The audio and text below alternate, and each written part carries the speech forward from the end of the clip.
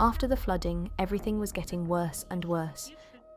The city was left without electricity, without gas, without proper communications, without food or medicine.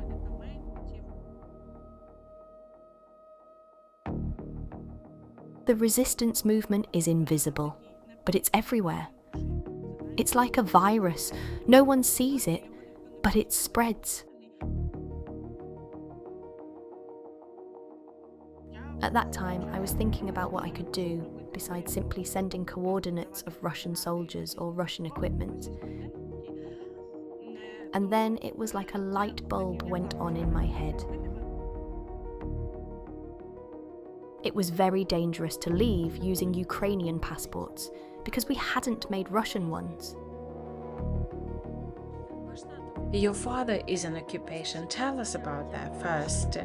Why he chose to stay, and second, how do you feel knowing he's there while you're here?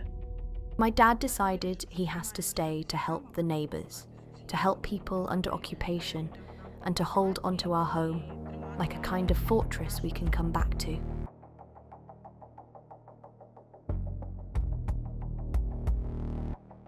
Hello, I'm Jenny Klochko. You're watching my podcast, a platform for guest stories beyond your daily newsfeed. We carry on the series with interviews about Ukrainian children whose lives been destroyed, disrupted, transformed by Russian war in Ukraine. And today's my guest, she survived and she experienced occupation. She survived the explosion of Kakhovka Dam, and her hometown was completely flooded. Now she escaped to Kiev. Can we say it's safe? I doubt so, but her father is still there. And we will hear her stories, how to be child under occupation, how to be Ukrainian under Russian occupation, and many other stories. And I would like you to listen carefully, because Liza's story is one of those people whose lives on the line when some very smart politicians suggesting giving up territory, refuse to go back, give everything to Russian control. It's not just an object, it's people's life, it's family's life. Please welcome Liza with me today. Liza, good day. How are you today after the shelling in Kiev? Today, after the 8 a.m. shelling, I was supposed to have classes. But since I had barely slept until the all clear, I decided it would be better to use those couple of hours to sleep instead of going to class, just so I could feel present in my own body and, well, in a healthy state of mind, if I can put it that way.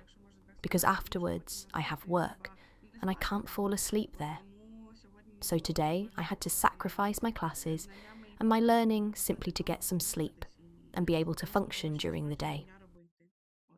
Liza, today during the shelling, 7 people were killed in Kiev and 14 were injured.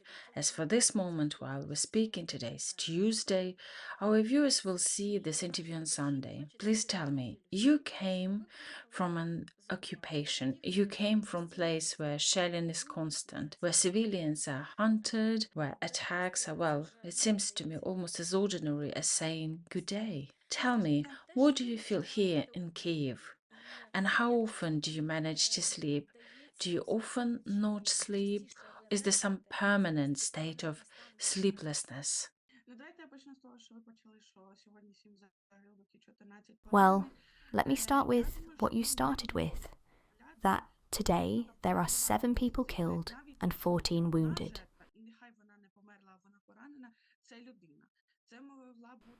I think we need to understand, to truly react to these numbers, that even if there is just one victim, even if they didn't die but were wounded, that is still a person. It could have been someone's sister, someone's brother, someone's mother or father. Every person who is even slightly injured as a result of shelling is a person, someone dear to someone else. And we must understand that those 7, well, the number 7 in general, in principle, doesn't seem like a lot, but these are 7 people, 7 of someone's loved ones, a family, friends. And we have to remember that each number carries much more than just a number behind it. And speaking about whether I managed to get any sleep, well, sleep is a basic human need, but right now, in our time, it has become a very precious opportunity if someone is lucky enough to have it. Considering the shelling happening now here in Kyiv, when I was under occupation, we didn't have this kind of shelling. Yes, they happened more often, but they weren't rockets 4 meters long, weighing, I don't even know how many tons.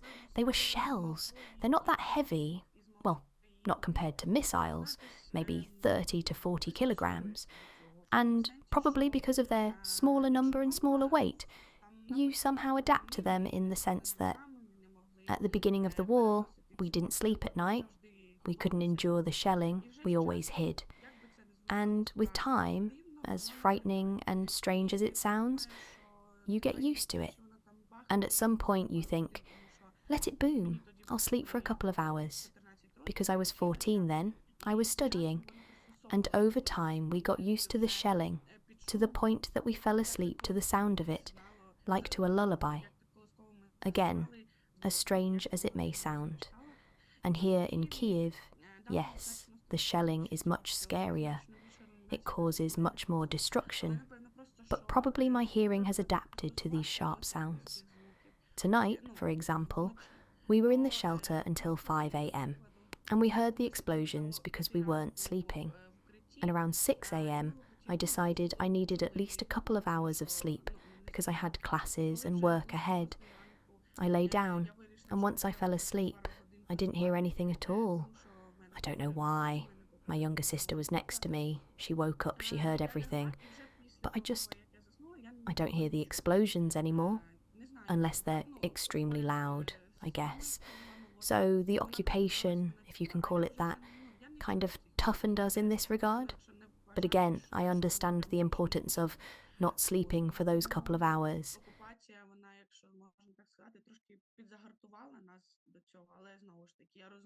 But when the choice stands before you, between sleeping or not sleeping, and you realise you have to go to university afterward, and it's not like school where you can skip a class. It's a university where every absence has to be made up. Well, that's when a difficult situation arises, when you're choosing between getting some sleep and staying alive. When the war began, you were 14.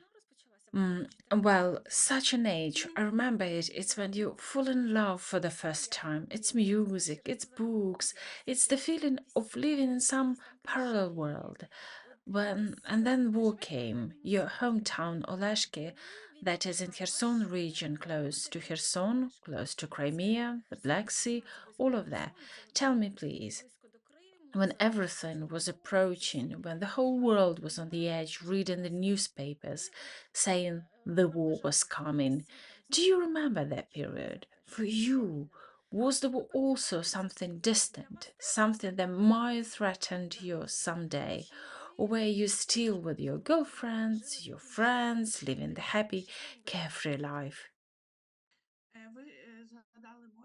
You mentioned the sea, and I can say that because I live in the Kherson region, not far from it, we used to go to the sea every year.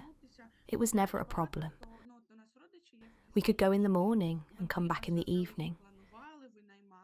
Many of our relatives from the Kyiv region would plan their trips far in advance, renting those little resort houses to stay overnight. For them, it was a once-a-year thing, in summer, for maybe a week. For us, it was just normal life. And now, after 3 years of war, I haven't been to the sea once. For me, that feels so strange, because the sea used to be something constant in my life, something I had every single year. And even now, when people suggest, let's go to the Kyiv Sea, or let's go abroad, to Turkey, well, even if Turkey is still the Black Sea region, it still isn't the same. It's not the same beaches, not the same people, not the same atmosphere, not the same at all. When the war began, I was 14. A year before that, when I was 13, I had started canoeing, and I had started showing really good progress, to the point where I could have gone to the Ukrainian championship. But then, in February, the war began. I remember February 13th, that date. A boy I was dating back then, my first love, like you said, it was his birthday. We went to a cafe with friends to have some pizza, and when we were walking home afterward, we started talking about the topic of war, and everyone told me, "Oh, why are you so worried? Nothing is going to happen. They promised it's just military exercises." That's what they were saying then, even on Russian television. I don't know why, but I felt deep inside that there would be a war. I didn't really understand what a full-scale war meant. None of us did. Yes, we had been watching everything on TV since 2013 to 2014, starting from the Maidan, then the war in the East, and at that time I was about 6 or 7. And when people now ask me what I think about Russia, about the Russian Federation, about Putin, for me, they were always the enemy. I believe that the age when I started remembering life, understanding what was happening around me, was exactly 2014. And from the very beginning, without exception, Russia and Putin were always the enemy for me, because I saw what they were doing. We saw it. Soldiers from our own city died there. We had an ATO museum. So from the very start of my awareness, they were something that brought harm. And when they started talking about the possibility of war, I somehow immediately understood that it would happen. People were predicting dates, the 19th, some other day, and I was just waiting for when it would start. The war came right in the middle of my teenage years. When you think no one understands you, when you think you're the smartest one, when only your opinion is right and everyone else is wrong. And then, the war. That was probably my first real challenge. I had to understand that showing off that teenage ego, that stubbornness, wasn't something I could afford anymore, because it could directly endanger my life. All that teenage emotional turbulence, we all know what it's like. At that time, it became one of the biggest problems.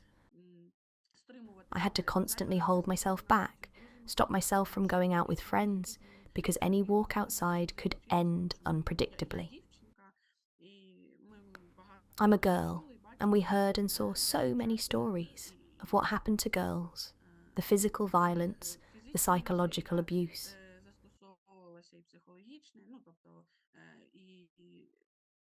Girls were, what's the word? Raped. Yes, raped.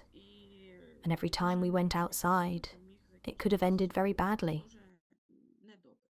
The very beginning of the war. Do you remember it? It started quite early when everyone was still asleep.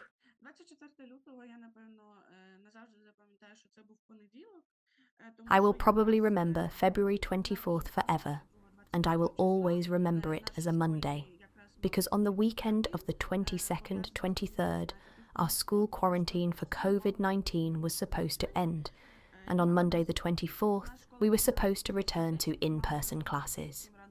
Our school started at 8:10, and my mum always woke us up at 7.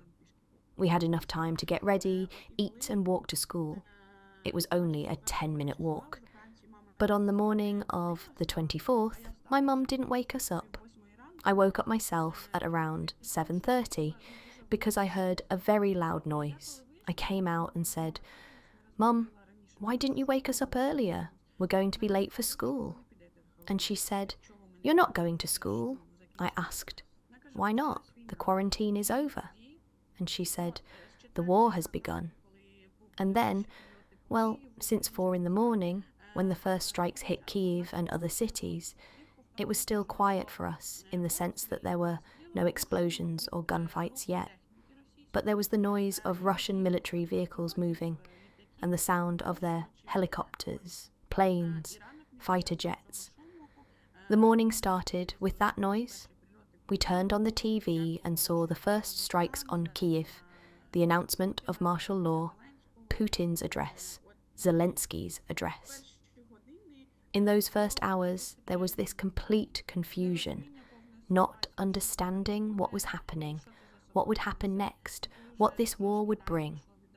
As the morning went on, fighting began near the Antonivsky Bridge between Kherson and our town, and we spent the first 3 days almost entirely in the basement, because the bridge, if you looked directly across the fields, not by road, was just a few kilometres away. Debris could reach us, planes were flying, they could be shot down and crash. So for the first 3 days, most of the time we were in the basement. I remember those first days. It was February, it was cold. Very soon something was hit in the gas distribution system. I'm not sure exactly what, but we lost gas, and the house became very cold.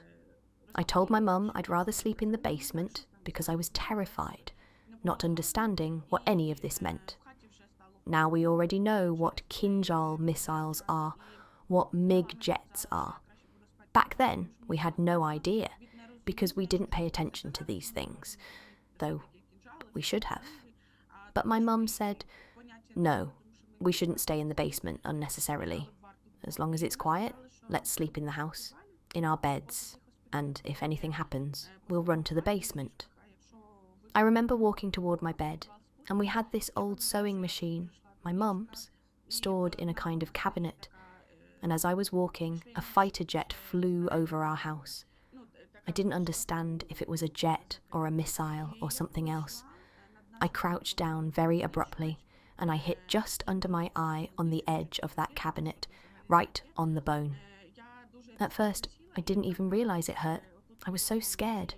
I started breathing very fast, and only after the jet passed did I notice the pain.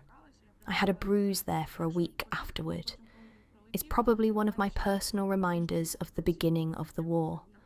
That moment when I didn't yet understand what any of those sounds meant, but I was terrified enough not to feel pain right away. That's how the first days passed. I might mix up dates now. It could have been 3 days, it could have been a week. It's hard to put it in exact order now and say precisely how long each part lasted, but that's how the very beginning of it felt.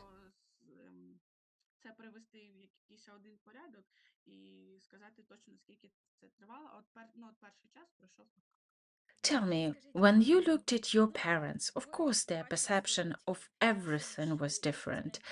You know how they say that when children are little, they absorb their mother's emotional state very strongly, so the mother has to stay calm, well rested, and so on. But at your age, your mom couldn't just tell you everything is fine, it's just some noise or something like that. How did your parents try to hold themselves together and how did they support you?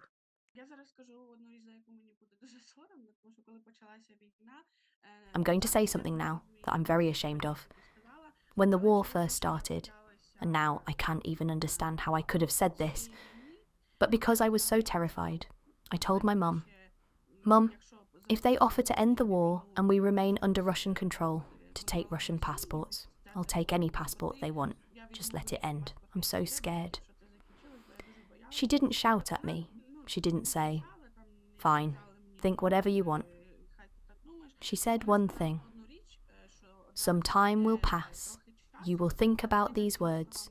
You will understand what they really mean, and you will change your mind. And now I can't even imagine how I could have thought that, how I could have said it.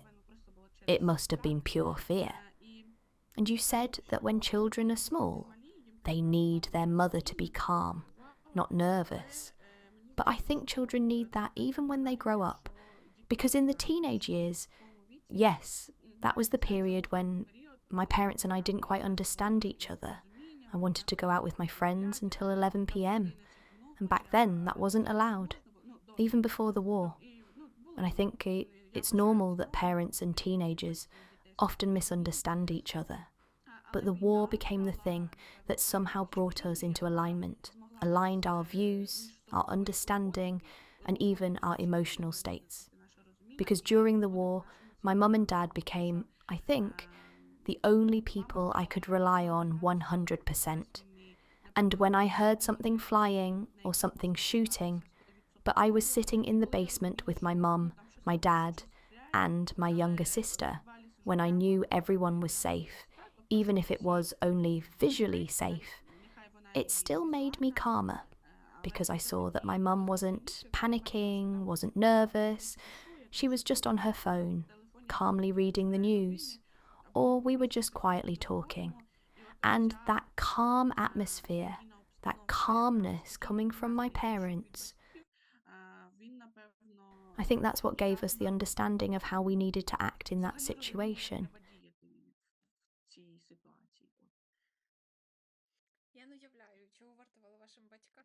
I can't imagine what it must have cost your parents to maintain the surface level calm. Because, you say you are ashamed, but pain, fear, these are very serious things. And fear is something that saves us. It's one of the reasons why humanity has survived. So it's actually good, that you felt it and you are sharing it. Last year, I had serious about the resistant movement, and I wanted to ask about the people who stayed in the occupation, whether they supported Russia or didn't care about Ukraine or had some other reasons. But the more I researched, the more life experience I gained, the more I understood that there are actually millions of answers. It's a multi-layered situation. You can't measure it with one ruler or fit into one template. And your mother, she's Ukrainian language teacher, right? And not just that, I know from other regions that the Russians specifically targeted teachers, especially Ukrainian language teachers, because working with children, working in school, that's one of the main areas they're trying to control first. How did you feel for you? Did you see how your mother was dealing with all of that? What was it like? Можна, якщо я вас поправлю, якщо вам треба буде це пересказати. Моя мама народилась в If I may 61-му correct you, році. just so you have it accurately if you need to retell it. My mother was born in 1965, back when it was still the Soviet Union. And back then, getting an education in Russian was considered more prestigious and better. Вчителем російської мови літератури до 91-го року, допоки Радянський Союз So her first degree was in Russian language and literature. She worked as a Russian language and literature teacher until 1991, until the Soviet Union collapsed. After that, she went through retraining. There were programs to re-qualify teachers to teach in Ukrainian, to switch instruction and communication to Ukrainian. And during that process, she retrained as an assistant teacher in a class with children who have special educational needs. Вона з дітьми з інклюзією, вона займається українською мовою, математикою, англійською мовою. Тобто ті So my mother isn't only a Ukrainian language teacher, she works with children with inclusion. She teaches them Ukrainian, mathematics, English, basically. With the kids she had to become a multifunctional teacher, if I can put it that way. After 1991, when this whole reform began, it was very hard for her to switch to Ukrainian, because she had spoken Russian her entire life. And it was the Soviet Union, as everyone knows. Everything back then was 99% Russian, and the war was what finally helped her move to Ukrainian completely. Because when the war started, she says she doesn't know at what spiritual level it happened, but Russian simply left her, Completely. She lost the language in herself. Before, when she taught Ukrainian at school, she had to think in her head which Russian word to translate into Ukrainian. Now, if she ever needs to speak Russian with someone, she has the opposite problem. She has to think how the Ukrainian word would sound in Russian. У нас ще був такий випадок, що моєї мами найближча подруга, з якою вони дуже довго дружили. And then we had this situation. My mother's closest friend, someone she had been close to for many years, went to work as the principal of a Russian school in the occupation. They were recruiting teachers. This was the summer of 2022, if I'm not mistaken. Yes, the summer of 2022. She came to my mother and said that in our town she didn't know a better qualified teacher of Russian language and literature than my mother, because my mother really did receive an excellent education back then. And when she offered my mother a position teaching Russian language and literature in the Russian school, my mother refused. They had a conversation, and my mother told her very firmly, "You understand what consequences this will bring. For Ukraine, you will become a traitor, and for your children, you will become a curse, because having a mother who is a traitor with a long prison sentence under Ukrainian law, that is something terrible."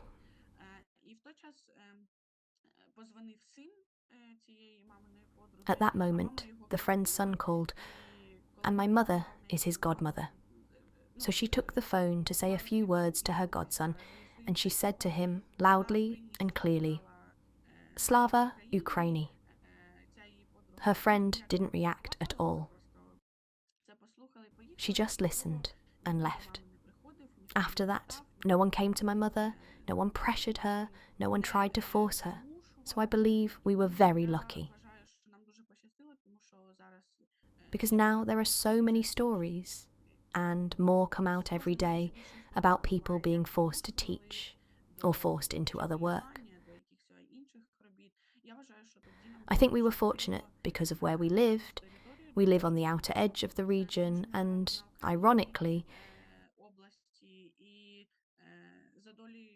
we experienced less pressure than people deeper inside the region, because we were closer to Ukrainian-controlled territory, and the occupiers tried to avoid drawing too much attention to themselves there. So this evil passed my mother by.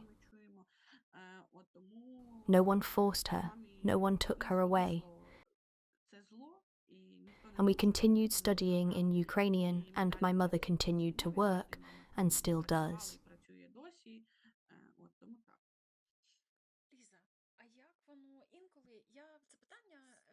Liza, this question actually came from the viewers' comments.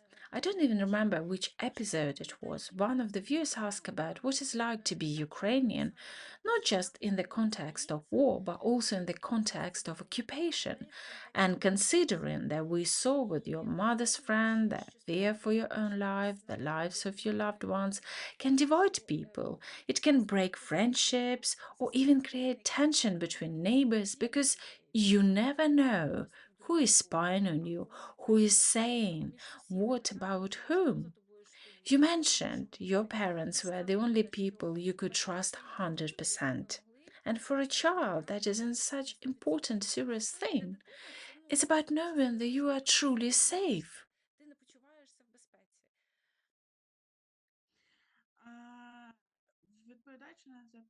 Answering your question, well, let's start with the fact that fear for one's life, many people, not everyone, but a certain number of those who went to work for the occupation authorities, for the occupation schools, for that side, they went for the money.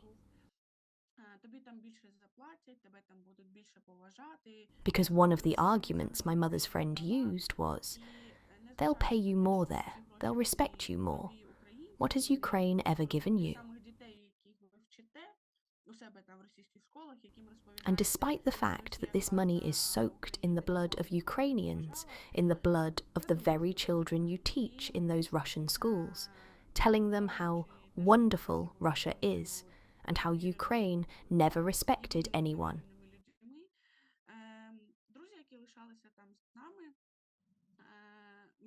That is the other side of the coin. And continuing with what I said about my parents being the only people I could fully trust. З якими ми могли відверто ділитися своєю думкою. Ясно, що після війни певна кількість з них The відсіялась, friends who тому stayed що there with us. всі I guess in a way I was lucky that I didn't have too many. стежкою. The people around me were the ones I trusted, the ones with whom we could speak openly. Of course, after the war started, some of them drifted away because their parents led them down the Russian path. They give us humanitarian aid, they give us financial aid. They're so wonderful, practically saints, halos glowing over their heads.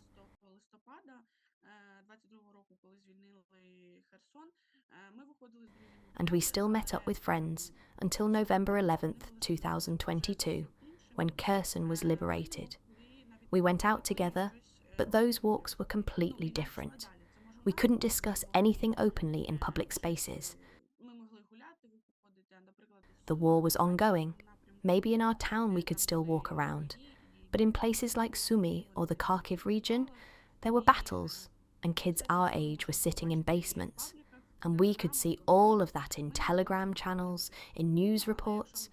We couldn't talk about it freely, but if we met at someone's home, say 4 of us, and we were absolutely sure we could trust each other, then we watched the news together, discussed everything. Outside, we walked without phones, because at any moment they could check your device, and they didn't care if you were a child or an adult. They looked for signs you were revealing their positions, or checked which channels you followed, what you were doing.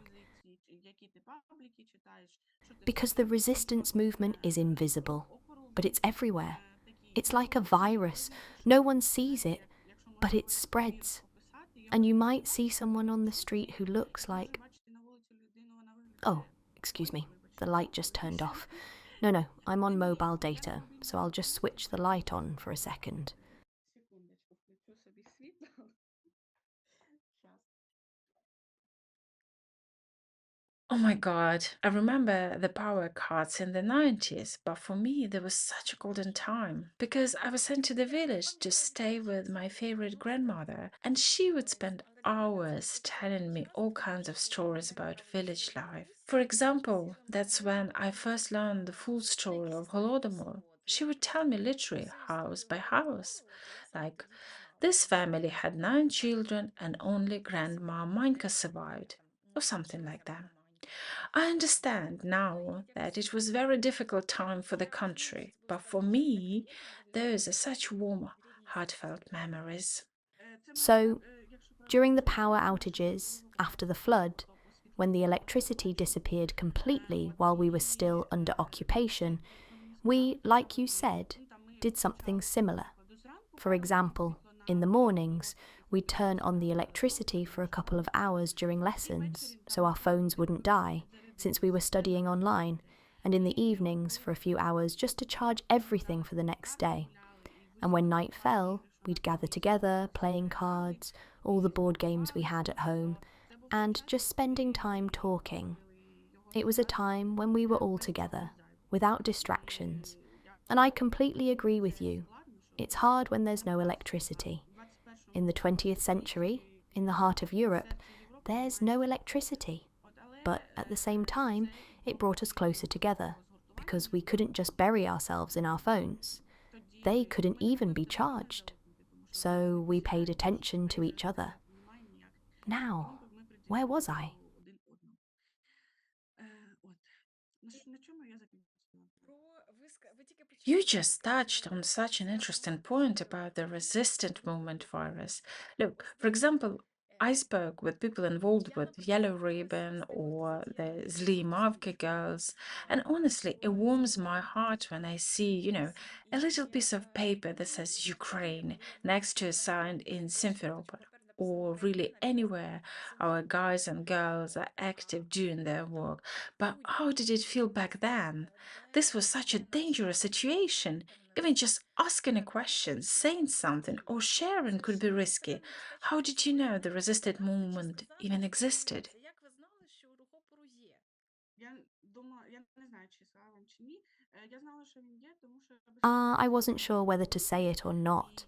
I knew the resistance existed because I was directly involved in it myself. коли у нас були телеграми, ну тобто у нас був зв'язок, When we still had access to ну Telegram, до meaning моменту, we still коли had some вони kind of ну connection я up until the liberation of саме Kherson, розмовляла and там then for maybe a з couple of weeks посадовими after Kherson switched back to Ukrainian networks. було During that whole зрозуміло, що period, we had no вже connection at після all. звільнення Херсона і там певний період пройшов, у нас з'явився зв'язок, And і ми when, там after читали Kherson was liberated українську and some time had новини. passed, the connection finally appeared again, we started reading Ukrainian Telegram Вони channels. переслали допис від АТЕШ, коли In one of those ну, channels, I came фотографії across a були forwarded просто post from a Tesh resistance які movement розстрілювали люди with photos of по leaflets people had been вулицях. putting up in the І city, in я various в той час occupied задумалася, cities. що я можу зробити, окрім того, щоб просто At здати that time, I was свої thinking всі about what I could do російські besides тексти. simply sending coordinates of Russian То soldiers or Russian це equipment. як лампочка в мене в голові виникла, тому що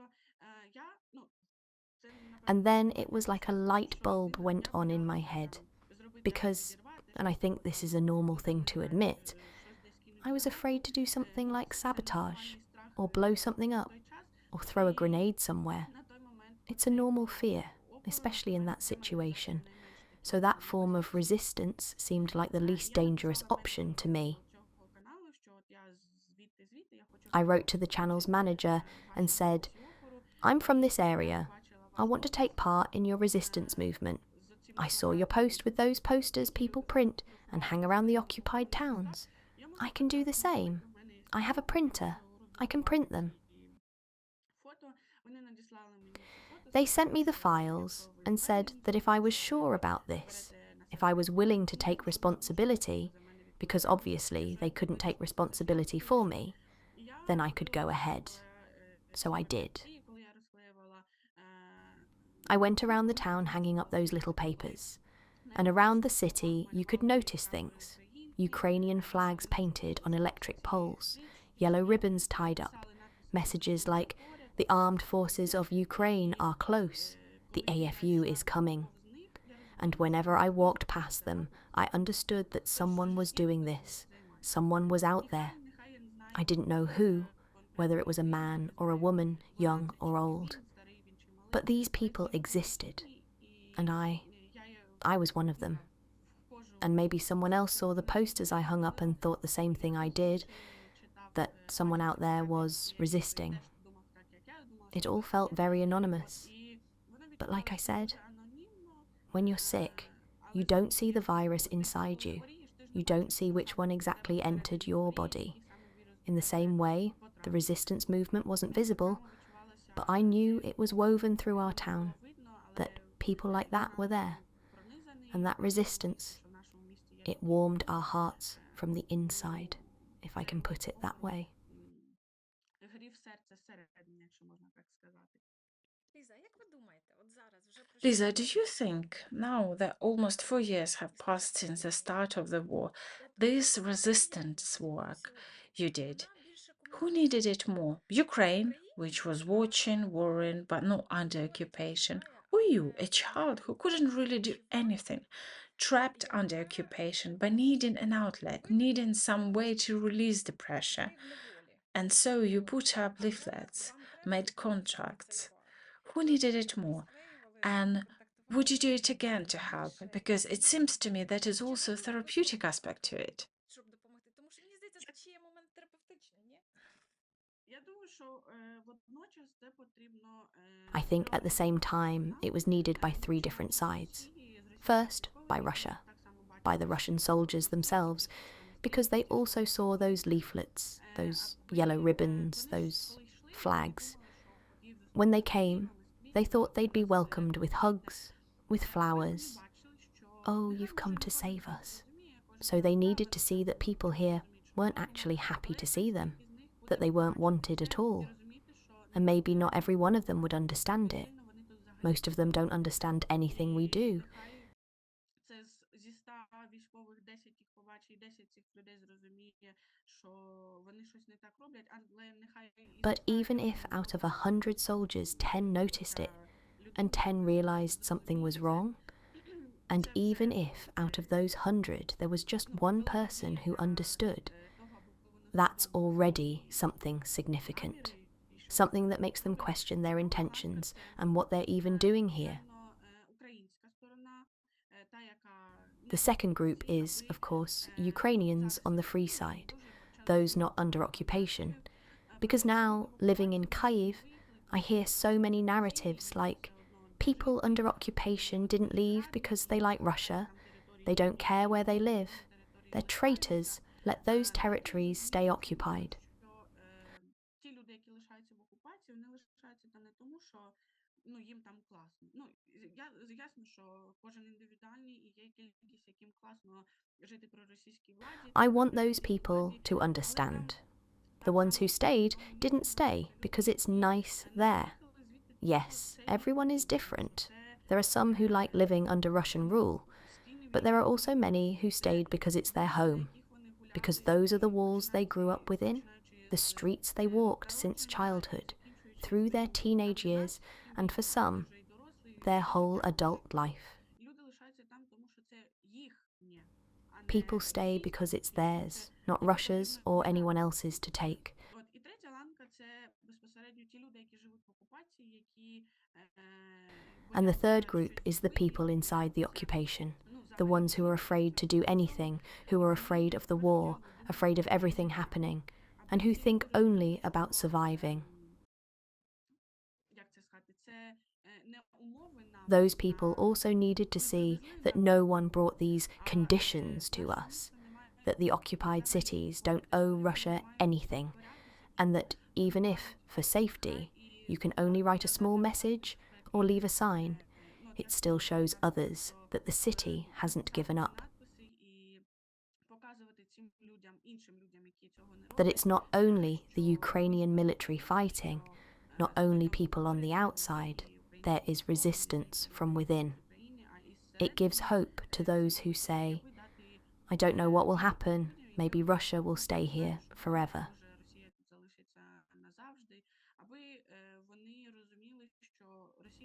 They need to understand that Russia will not stay and that it has zero right to be there. It supports those who have lost their faith while living under occupation. That's my personal view, and I would do it again and again. If I could go back in time to that moment, I would still do it. Your father is in occupation. Tell us about that first. Why he chose to stay, and second, how do you feel knowing he is there while you're here? Він там лишається, тому що, знову ж таки, як я і казала, це наш будинок, це наша Well, територія. he stays there because, as I said, that's our home, our place. We didn't go to Russia and take someone's house. Russia came and took ours. To put it simply, Dad is staying at home.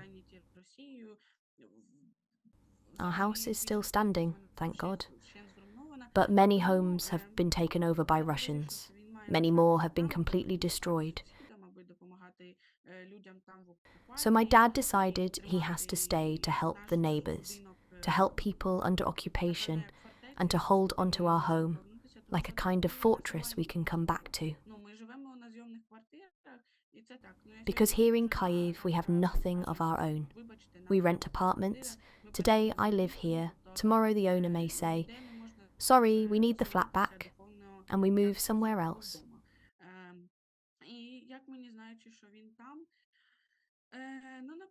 There's no place here where you can settle spiritually the way you can at home. And how is it for me, knowing he's there? Of course I want him to leave. We talk about it a lot. We beg him to go. But he says, no, everything is fine. You'll be back home soon. And you know that saying, you don't appreciate something until you lose it or until it's no longer nearby.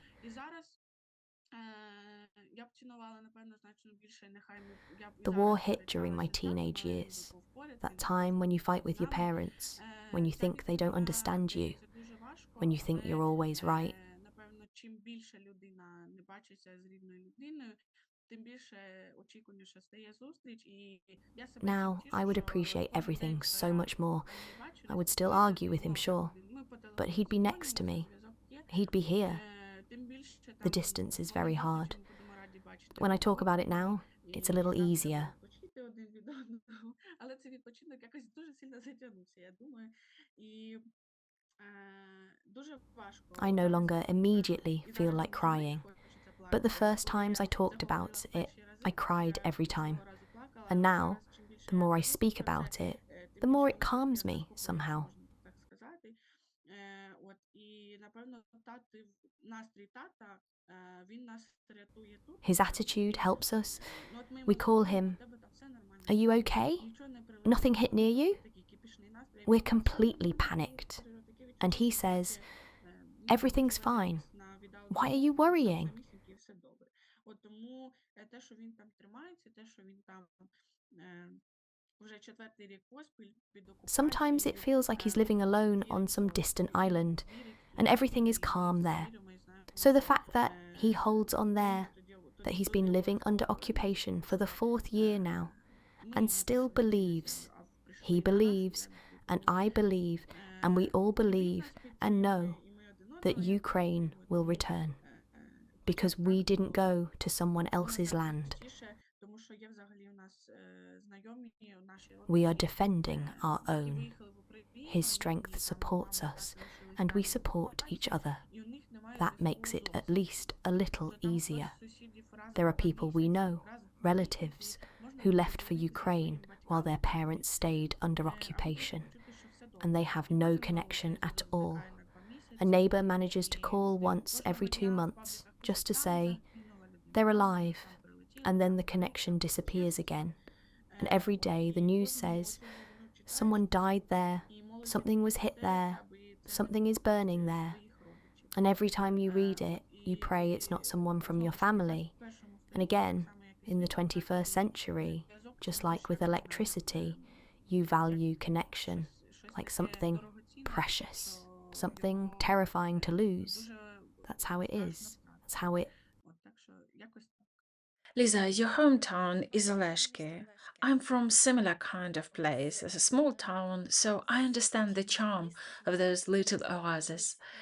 Tell us about Oleshki before the war, and now so many places are turning into dust, being destroyed. I never been to Mariupol. I never been to Pokrovsk, but every time when I see the footage, my heart just breaks into a million of pieces. How did Oleshka change? Because there isn't only war there, not only occupation. In 2023, on June the 6th, when the Russians blew up the dam, Oleshka was, according to reports, 90% flooded. Tell us how the city has changed, and then we'll move to the flooding and dam separately. Зміна міста, вона відбувається, напевно, поступово, якщо так можна сказати, але The changes ми in the це city можемо happen, дуже I гарно guess, бачити. gradually, В першу if you can чергу, put it that це way, змінюються but the люди. difference is very До visible. війни ми там, ну, знову ж таки, на моєму рівні дитячому First of all, ми гуляли it's the собі, people who ми change. там говорили, Before the хотіли, war, at least from my perspective as a ну, тобто люди child, комунікували we без could будь-якої walk with whoever we відмови, wanted, без talk about всякого, whatever we без wanted. будь-якого People страху. communicated openly, calmly, without Зараз fear. вже ну, в той час, коли я ще була там, кожен почав дивитися один Now, на одного even back then, when I was still з there, підозрою, everyone started looking at each other Ну, with тобто, suspicion and до fear, прикладу, because знав no цю one, людину до війни, well, for example, перестав з нею спілкуватися, you knew this person before the war, що зараз but з during the себе war ця you stopped людина communicating with уявляє, them, що and вона now гібрид, you що don't know who they are, what they найближче believe вона in, робить, who they там, support, до прикладу, what they коли do when no one is бачить, watching. ну, я маю на увазі в тому сенсі, I що mean, for вони можуть example, десь someone could be знаходитися reporting у pro-Ukrainian people to людей the Russian FSB. російської СБУ, ой, So, first of російське all, ФСБ, і relationships between people have changed в першу dramatically. чергу це дуже змінилося відношення між людьми. По-друге, Second, of звичайно, course, it's the саме city місто, itself. що, ну, от коли я була там, до війни, Before the war, я I used to think, I want to live in a big city. It's so cool there. There are so many opportunities. But now, living in Kiev, I really appreciate those same 100 streets instead of the thousands in Kiev. 100 вулиць замість тисячі, які зараз є в Києві. Back home, Коли у we нас had just 3 minibus було routes 3 instead of маршрути, 120 confusing routes with buses, trams, trolleys, commuter trains, so many options. маршрутів тут автобусів, і тролейбусів, і трамваїв, і електричок, ну тобто стільки всього And you realise that a small різного, town like that is a щоб comfortable territory. You know every ти street. розумієш, You що can walk the whole цей city in an hour. місто невеличке, воно є своєю комфортною територією, де ти знаєш кожну вулицю, де ти можеш там пройти його пішки за годину For обійти. example, if І you коли needed to ти deal with зараз documents, зараз про you could do зараз it all in one документи building. треба в You'd один go up one Київ, в floor, один Київ, another, треба поїхати third. зробити той No running all документ, over the потім city, десь like in зробити в Kiev. другому Києві That really makes you документ, appreciate your city. то там все було в одній будівлі, ти спустився на перший, на другий, на третій поверх, і не було ніяких таких проблем. От дуже змінюється усвідомлення цінності свого міста. Ясно, що після підриву Каховської Of ГЕС course, after the destruction of the Kakhovka dam, a large part of our city was flooded. Стояли після цього, а 80% з них або Some houses survived, but 80% either floated away or, because they were made of clay, simply fell apart, like a sandcastle washed away by water. The city, for me, during the war, became alive.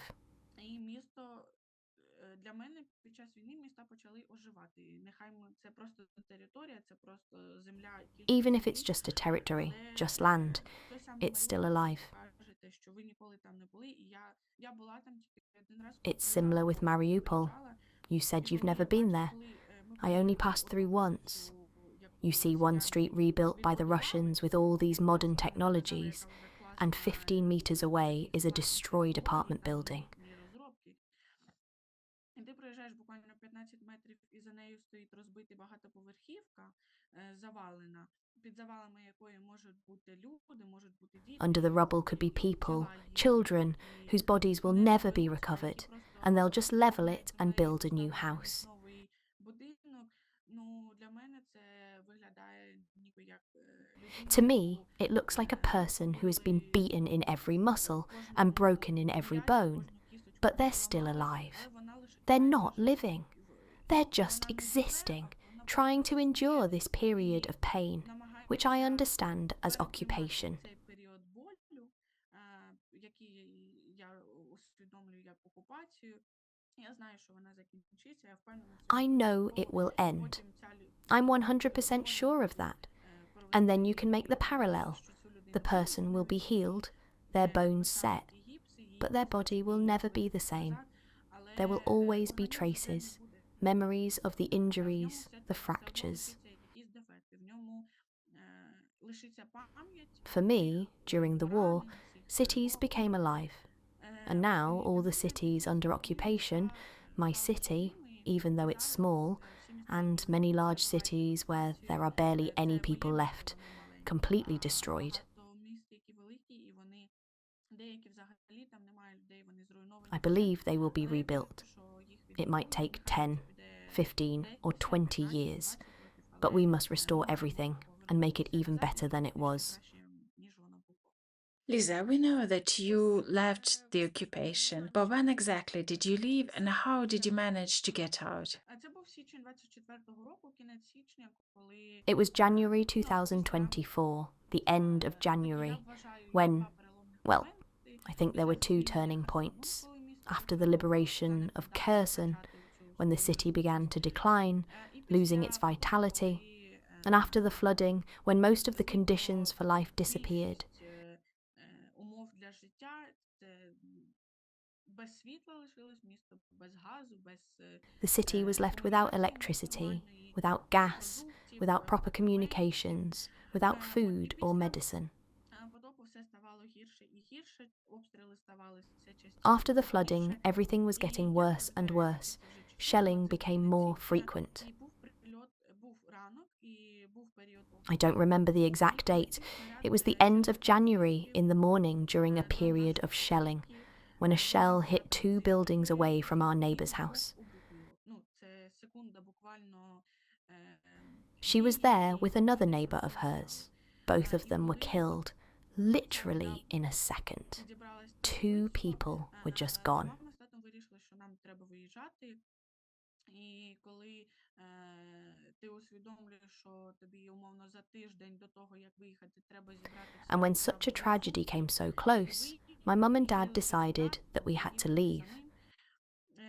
то це, напевно, був And when найскладніший you realise that максимально a week період, before you have to коли leave, you ми need to pack your готувалися, entire life into 2 і bags, абсолютно leave your незрозуміло dad було, behind, and leave домовилися on your own. далі, як нам далі діяти.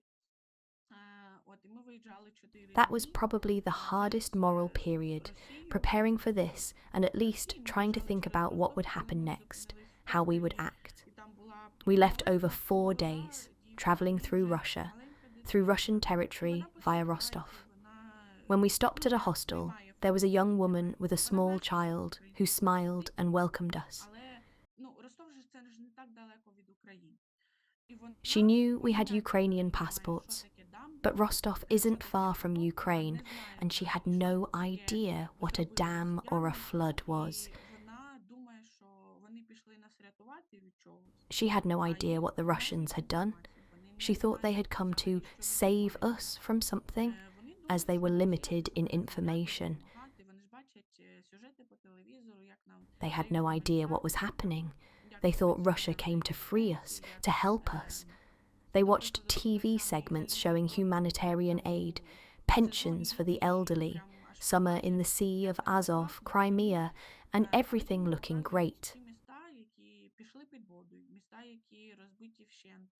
І от у них But they were not складається shown the така cities that were ясно underwater, відокремленої the cities картини, completely destroyed. росіяни So там they formed a very positive не image. розуміють, що поганого вони роблять, тому що вони бачать одну єдину картину. Now we understand why the Russians don't realise the harm they are doing. They only see one side of the picture. 4 days of travel. Over these 4 days, you also have to come to terms with the fact that you won't see your home or your dad for a very long time. That was probably the hardest moral challenge of that period. How did the evacuation happen technically? Did you have to submit an application or register? I have repeatedly shared stories where Russians targeted civilians, cars, and children, and adults were killed. How did it happen for you? Після потопу наше місто воно з'єднується трасою до After the flood, our city connects via a highway to the rest of our region. We only had 2 options for what could be called an official exit, if you can call it that. Але дві траси, які сполучають наше місто з іншою областю. You could go through fields, but the 2 highways connecting our city to another region. І ми звернулися до російських волонтерів, але One was heavily shelled, but it was the shortest. окупаційні волонтери. А росіяни, які виїхали, We reached out to Russian volunteers, not the occupation volunteers, but Russians who had left Russia and understood what their government was doing, такий борг, аби and they wanted to do something good, to take responsibility for helping people. От, і вони оплатили повністю нам дорогу. They paid for our entire trip. Ми змінювали водіїв. We left in several cars, changing drivers along the way. Each driver took us to a different city. В селі у якоїсь жіночки в хаті. We stayed overnight in a village, at a woman's house, in a hostel, and on a train crowded with Russian soldiers. Їхали потягом до іншого міста We were travelling by train to our next destination, and the conductor took our passports and said, "I don't understand what's written here. Please translate." And she said this in a train car full of Russian soldiers, knowing we had Ukrainian documents. І мама дуже боялася, що вони можуть, вночі My mum was very scared that someone might try to harm us during the night, even with something as simple as a pillow. було дуже небезпечно виїжджати з українськими паспортами, тому що ми не робили російських. От тому It was very треба dangerous to бути leave дуже using обережним Ukrainian і passports водіїв because we hadn't made Russian ones. унеможливити So we left very carefully, changing drivers to eliminate any potential danger around us.